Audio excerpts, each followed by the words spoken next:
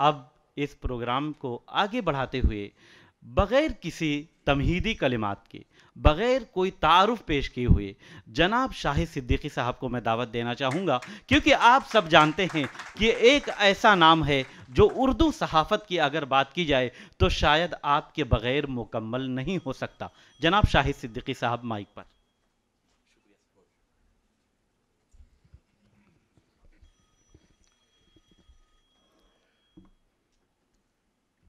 सबसे पहले तो मैं भारत एक्सप्रेस को मुबारकबाद देना चाहूँगा कि उन्होंने मौलवी मोहम्मद बाकर को याद किया, क्योंकि मौलवी मोहम्मद बाकर सिर्फ उर्दू के सहाफ़ी नहीं बल्कि आज़ाद सहाफ़त की अलामत बन चुके हैं। दुनिया में अगर आज़ाद सहाफ़त की बात होगी, अगर सहाफ़त के बुनियादी मकासद की बात होगी, अगर एक सहाफ़ी की जिम्मेदारियों की बात होगी, तो मौलवी मोहम्मद बाकर एक ऐसी अलामत बनकर उभरेंगे कि जिनकी शख्सियत में एक सहाफ़ी की तमाम जो खूबियाँ होनी चाहिए वो आके मुकम्मल हो जाती हैं। और वहाँ से जो बुनियाद पड़ी थी जंग आज़ादी की, एक सहाफ़ी के कलम से दिल्ली उर्दू अखबार, मैं तो खुश नसीब हूँ कि उसी दिल्ली कॉलेज से मैं भी पढ़ा जिस दिल्ली कॉलेज से मौलवी मोहम्मद बाकर पढ़े और वहाँ पे पढ़ाया। तो वहाँ से जो ये तहरीक उठी, तो मैं कहना चाहूँगा कि हिंदुस्तान की जंग आज़ादी, जैसा कि मासूम साहब ने भी कहा था, उर्दू सहाफ़त के ज़रिए लड़ी गई। पूरे हिंदुस्तान में कोई दूसरी ज़ुबान नहीं थी जो पूरे हिंदुस्तान को जोड़ती हो। कश्मीर से लेके और कन्याकुमारी तक, तमिलनाडु के वानियमबाड़ी और आम्बूर से तक, अगर कोई ज़ुबान थी जिसमें अगर कहना चाहता, अगर लाला लाजपत राय अपनी बात कहना चाहते थे, अगर सरदार भगत सिंह अपनी बात कहना चाहते थे, तो किस ज़ुबान के ज़रिए कहते थे? अंग्रेज़ी के ज़रिए नहीं। ये जो एक गलत वो है कि लिंगुआ फ्रैंका अंग्रेजी थी, नहीं, लिंगुआ फ्रैंका कल भी उर्दू थी, आज भी उर्दू है।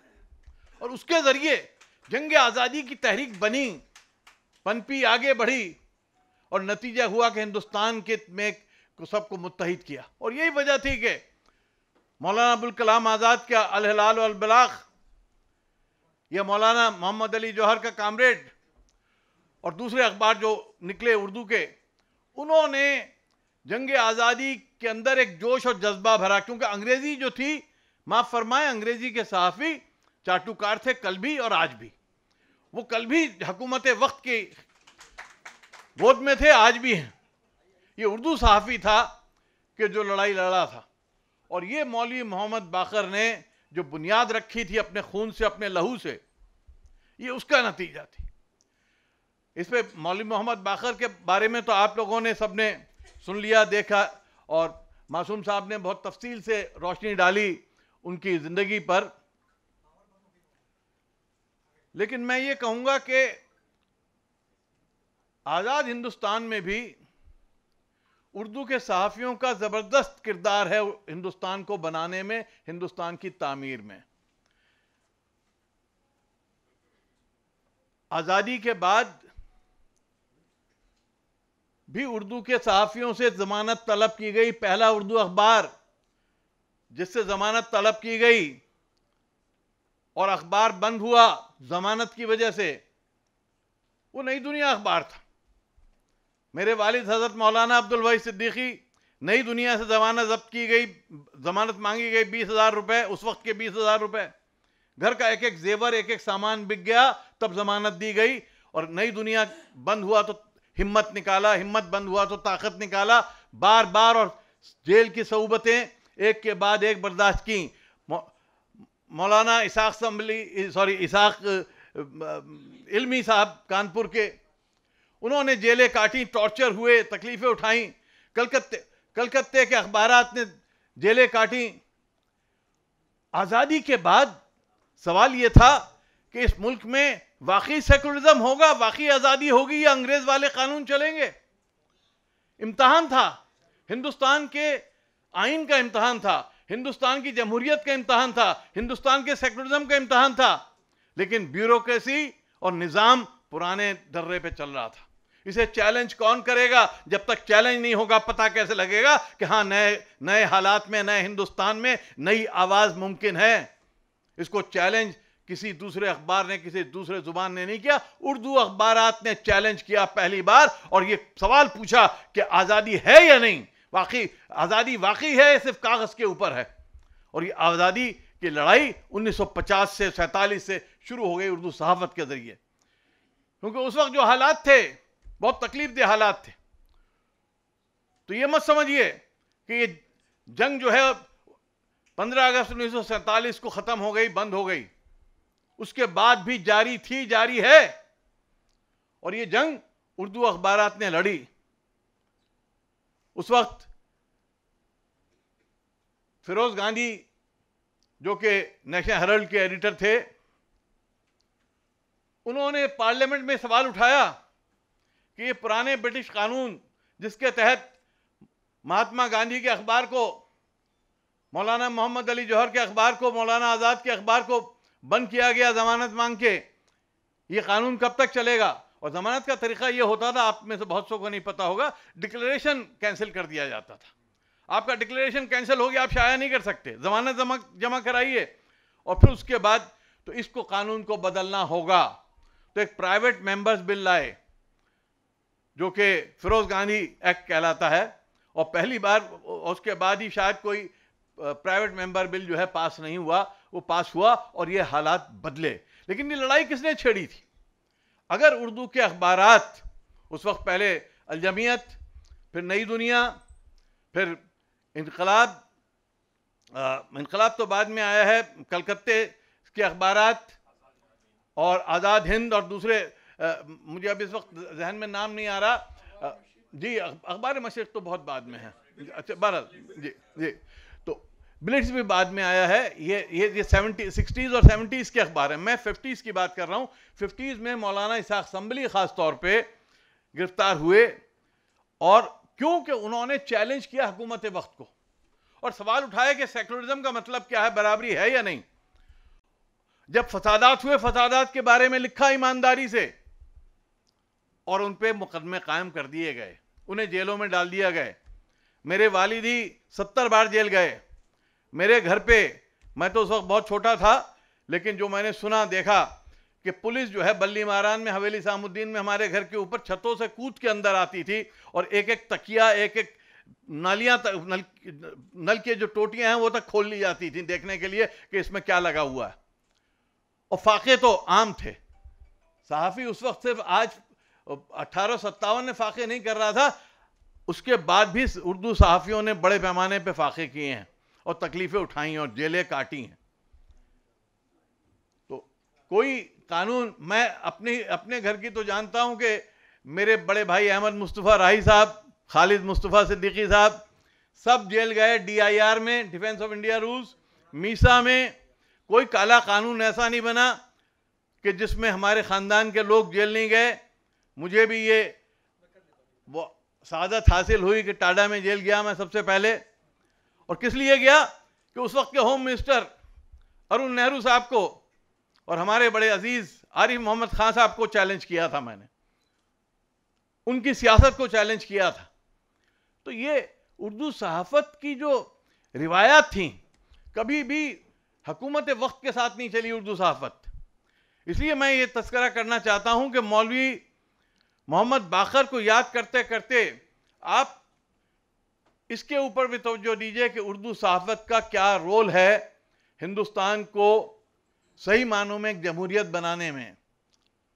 क्योंकि अगर उर्दू के सहाफ़ी ये हिम्मत ना करते और हुकूमत वक्त को चैलेंज ना करते, उस वक्त के जो होम मिनिस्टर थे गोविंद वल्लभ पंत, सरदार पटेल तो बहुत जल्दी चले गए, हालांकि उन्होंने भी कमी नहीं रखी थी, लेकिन गोविंद वल्लभ पंत ने तो बहुत ही ज़्यादा सख्ती ख़ास तौर पर उर्दू अखबारात के ऊपर की, और नतीजा ये हुआ।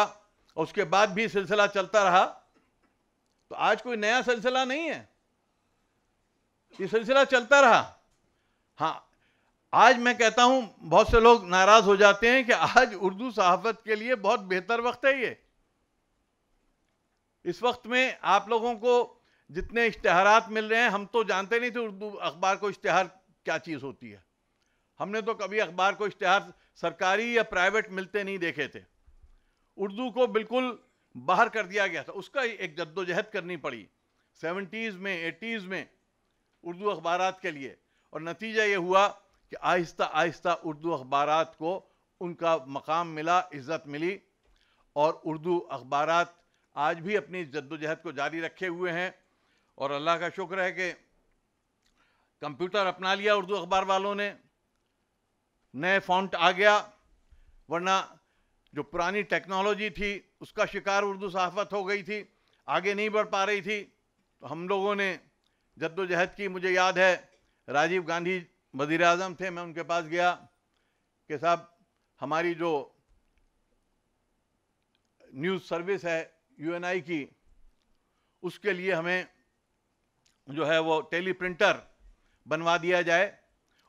उस वक्त तक पाकिस्तान में भी टेलीप्रिंटर नहीं था, रोमन में ही उर्दू की खबरें भेजी जाती थी।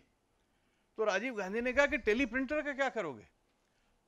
ये मैं आपको बात बता रहा हूँ 1985-86 की। अब तो कंप्यूटर का ज़माना आ गया, आप उस पर जाओ। हमने कहा नहीं साहब, अभी तो हमें टेलीप्रिंटर दे दीजिए, उस पर भी हम आ जाएंगे, क्योंकि उर्दू का फॉन्ट नहीं डेवलप हुआ था। तो उस वक्त टेलीप्रिंटर बना, और टेलीप्रिंटर के ज़रिए यूएनआई की खबरें जो हैं उर्दू अखबारात को पहुंचनी शुरू हो गई तेज़ी के साथ। और ये पाकिस्तान में उस वक्त भी उर्दू की खबरें रोमन में भेजी जाती थी, उर्दू के ज़रिए नहीं जा रही थी। और फिर उर्दू नई टेक्नोलॉजी के साथ जुड़ी और इंटरनेट का ज़माना आया, तो उर्दू और आगे बढ़ी। तो उर्दू का सफ़र जारी है, उर्दू सहाफ़त का सफ़र भी जारी है। और मैं उर्दू सहाफ़ियों से कहूँगा कि आप आज भी दूसरी ज़ुबानों के सहाफ़ियों के मुकाबले में ज़्यादा मेहनत करते हैं, और ज़्यादा बेहतर सहाफ़त करते हैं, ज़्यादा बेहतर सहाफ़त करते हैं, और ज़्यादा मुश्किल हालात में करते हैं, ज़्यादा परेशानियों के साथ करते हैं, बहुत कम वसाइल के साथ करते हैं। बहुत से लोग जो है जो थोड़े से एहसास कमतरी का शिकार हैं, उर्दू सहाफ़त को नीचा देखते हैं, उर्दू सहाफ़ी को नीचा देखते हैं, उर्दू सहाफ़त का मजाक उड़ाते हैं, लेकिन वो ये नहीं जानते कि उर्दू सहाफ़ी किन दिक्कतों के साथ, जो उर्दू अखबारात के मालिकान हैं उनको मैं जानता हूँ कि उस मालिक को भी कितनी सऊबतों का सामना करना पड़ता है, कितने उसको जद्दोजहद करनी पड़ती है। उर्दू अखबारात में एक एक आदमी जो है 4-4 लोगों का काम करता है, जहाँ जो काम दूसरी ज़ुबानों में 4 आदमी करते हैं, उर्दू अखबारात में वो एक आदमी अकेले करता है और प्रेशर लेता है। और उसके बावजूद बेहतरीन सहाफ़त।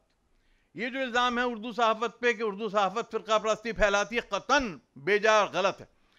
चाहे मौलवी मोहम्मद बाकर थे, जिन्होंने हिंदू मुस्लिम सिख ईसाई दोस्ती और मोहब्बत और भाईचारे के लिए अपनी कलम का इस्तेमाल किया, और उसके बाद चाहे मौलाना अबुल कलाम आज़ाद थे, मौलाना मोहम्मद अली जौहर थे, खुद भगत सिंह ने जिस तरह से लिखा, उर्दू सहाफ़ियों ने ज़्यादातर, और जो लाहौर के अखबारात थे, ज़मींदार, मेरे वालिद ने ज़मींदार में भी काम किया था लाहौर में, और 46 में जब पार्टीशन लगा कि अब होने वाला है, तब वहाँ से वापस आए यहाँ दिल्ली।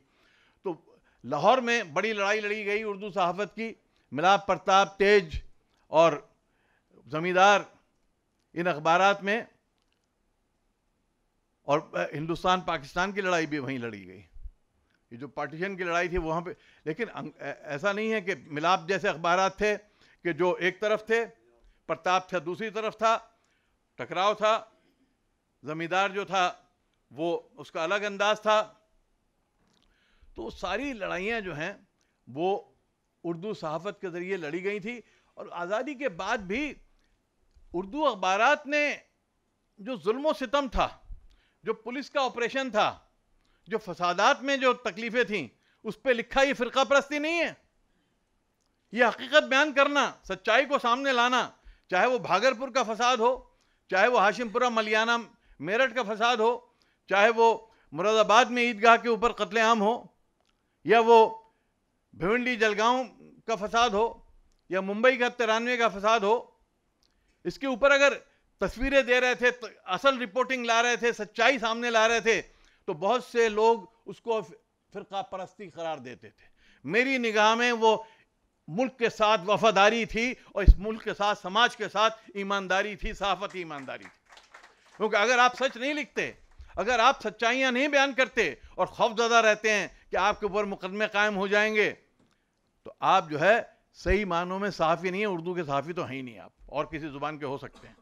उर्दू का सहाफ़ी जो है वो हक गोई में कोई जो है बिल्कुल हिचकता नहीं।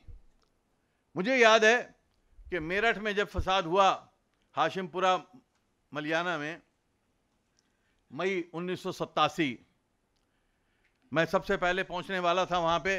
फसाद के पहले भी पहुंच गया था। फसाद जिस दिन कत्लेआम हुआ है, ईद चांद रात 2 दिन पहले और फिर चांद रात को जो लाशें दी गई हैं, तो मैं छतों से कूद के हाशिमपुरा में पहुंचा। उस वक्त कर्फ्यू था, मुकम्मल कर्फ्यू था।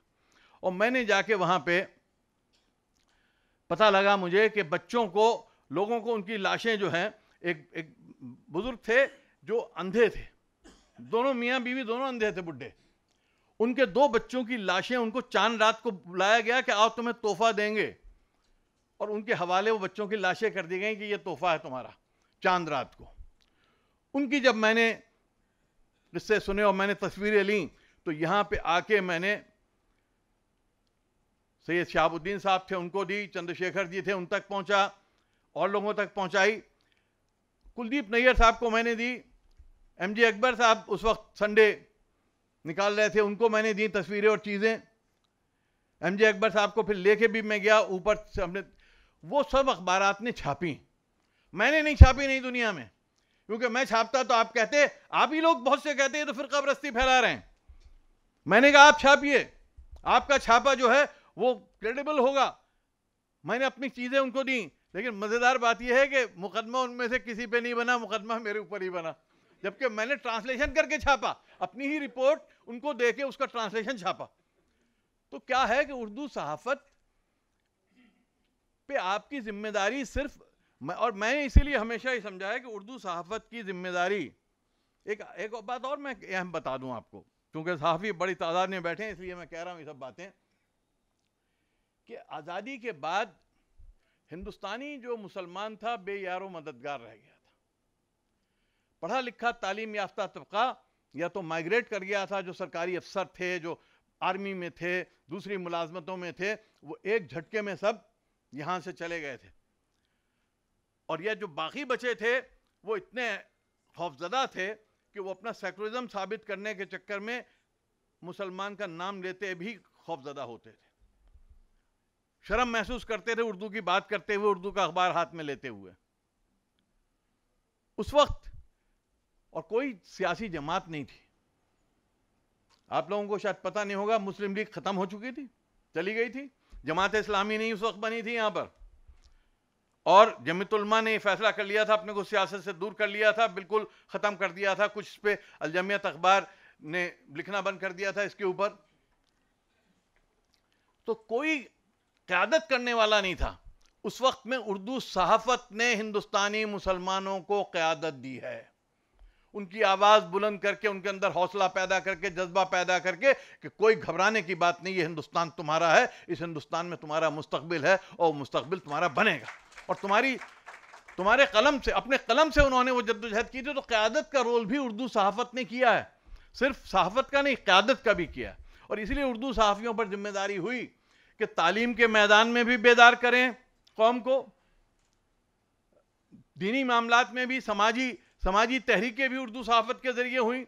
जो तहरीकें पैदा हुई, अलीगढ़ मुस्लिम यूनिवर्सिटी के अक़लियती किरदार की तहरीक हो, उर्दू अखबारों में लड़ी गई। फैज़ान साहब मौजूद हैं, इन्हें पता होगा कि उस वक्त तमाम जितने भी अलीगढ़ यूनिवर्सिटी के लोग थे, जितने लीडर थे, जावेद हबीब साहब और दूसरे, सबके साथ मिलके हमने तहरीक को एक ज़िंदगी दी। हुमा का उस वक्त हमने अलीगढ़ मुस्लिम यूनिवर्सिटी नंबर निकाला था, बहुत ज़ख़ीम 350-400 पेज का, जिसमें हमने पूरी अलीगढ़ यूनिवर्सिटी की तहरीक और उसको पेश किया था। तो उर्दू सहाफ़त ने तमाम जो तहरीकें थीं, चाहे वो पर्सनल लॉ को बचाने वाली तहरीक थी, चाहे मसाजिद के तहरीक थी, दूसरी तहरीकें थीं, तो क़यादत का रोल भी किया, तालीमी क़यादत भी की, क्योंकि हम अफोर्ड नहीं कर सकते थे, हमारे पास वो लग्जरी नहीं थी। ये लग्जरी है, कौमों के पास लग्जरी है कि उनके पास इतने लोग हैं कि वो डिवीजन ऑफ लेबर कर देते हैं कि ये फला शख्स जो है तालीम को देखेगा, फला शख्स जो है वो सोशल वर्क करेगा, फला शख्स जो है सहाफत करेगा, फला लोग लीडरी करेंगे। हमारे पास लग्जरी नहीं थी, बहुत थोड़े तालीम याफ्ता लोग थे, तहत रिजाल था। आज़ादी के बाद बहुत कम लोग थे जो आगे आने को तैयार थे, अपने सर पे जो है जिम्मेदारी लेने को तैयार थे। तो जो भी थे वो सब कुछ करने के लिए मजबूर थे। उर्दू सहाफ़ियों ने वो रोल अदा किया, चाहे सियासत हैदराबाद था, चाहे सियासत जदीद कानपुर था, चाहे इनकलाब आया बॉम्बे से, आज़ाद हिंद कलकत्ता से, दिल्ली के तमाम ये अखबारात, दावत रोज़नामा था, बाद में सरोज़ा हुआ। तो इन सब अखबारात ने जद्दोजहद की और नतीजा हुआ कि आज हम जहाँ बैठे हैं उसमें उर्दू सहाफ़त का बहुत बड़ा किरदार है। और मौलवी मोहम्मद बाकर ने जो बुनियाद रखी थी, जिस सहाफ़त की बुनियाद रखी थी अपने लहू से, वो सहाफ़त आज भी ज़िंदा है। और मेरी आपसे दरख्वास्त है कि इस सहाफ़त को ज़िंदा रखिए। और भारत एक्सप्रेस को और तमाम आप लोगों को मुबारकबाद देता हूँ मैं कि आपने उस रिवायत को कायम रखा है। हर साल ये 16 सितंबर का दिन मनाइए और सिर्फ मौलवी बाकर को याद न कीजिए, बल्कि तमाम उर्दू सहाफ़ियों की कुर्बानियों को और उनका जो योगदान है, उनका जो हिस्सा लिया है उन्होंने, जिस तरह से हिंदुस्तान की तामीर में, हिंदुस्तान को बनाने में, उसकी बात कीजिए। और ये भी याद कीजिए कि आज भी उर्दू सहाफ़त जो है एक जद्दोजहद में जारी है उसकी, और उस जद्दोजहद में हम सबको मुत्तहिद होकर आगे बढ़ने की ज़रूरत है और एक दूसरे की मदद करने की ज़रूरत है, क्योंकि हम लोग बहुत कमज़ोर हैं, बहुत छोटे हैं। अगर हम एक दूसरे की टांग खींचेंगे तो बहुत दूर तक हम नहीं जा पाएंगे। इसलिए हमें मिलकर इस तहरीक को बनाने की ज़रूरत है। बहुत बहुत शुक्रिया। खुदा हाफ़िज़। हमारी वीडियो आपको पसंद आए तो लाइक कीजिए, शेयर कीजिए और सब्सक्राइब कीजिए। साथ ही कमेंट बॉक्स में अपनी राय भी ज़रूर दें। और हाँ, अगर फेसबुक पर आप वीडियो देख रहे हैं तो हमारे पेज को फॉलो करना ना भूलें।